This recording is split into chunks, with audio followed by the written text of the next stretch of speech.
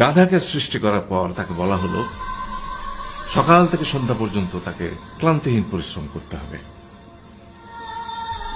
সারা জীবন তাকে পিঠে ভারী বোঝা বইতে হবে, খেতে পাবে শুধু ঘাস, আর তার মাথায় কোনো বুদ্ধি থাকবে না।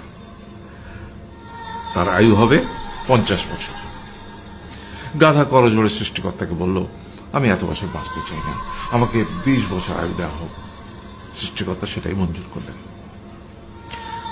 কুকুরকে যখন সৃষ্টি করা হলো তখন তাকে বলা হলো যে সে হবে মানুষের সবচেয়ে বড় বন্ধু, কিন্তু সে খাবে মানুষের উচ্ছিষ্ট, এবং তার আয়ু হবে 30 বছর।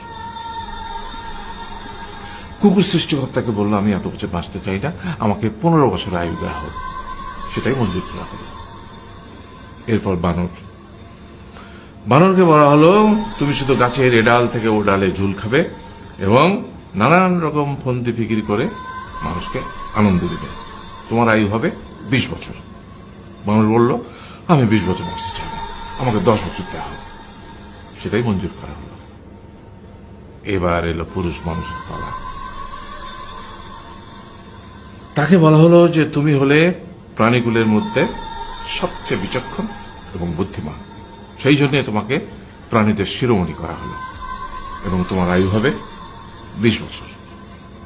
তখন পুরুষ মানুষ বলল, করজোড়ে বলল সৃষ্টিকর্তাকে যে 20 বছর আয়ু অত্যন্ত কম, হে প্রভু, আমাকে ওই গাধার সে যে 30 বছর আয়ু চায়নি সেটা আমাকে দেয়া হোক, ওই যে কুকুর 15 বছর ফিরিয়ে দিয়েছিল সেটাও আমাকে দেয়া হোক, আর যে বানর 10 বছর নেয়নি সেটা আমাকে দেয়া হোক। 20 বছর অত্যন্ত কম, আমি দীর্ঘদিন বাঁচতে চাই।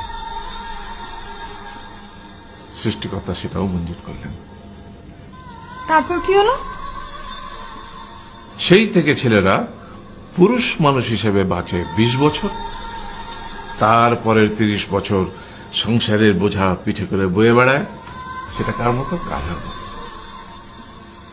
তারপরের 15 বছর সে তার ছেলে মেয়েরা যা দেয় সেই রকম ঠিক কুকুরের মতো উচ্ছিষ্ট খেয়ে বাঁচে।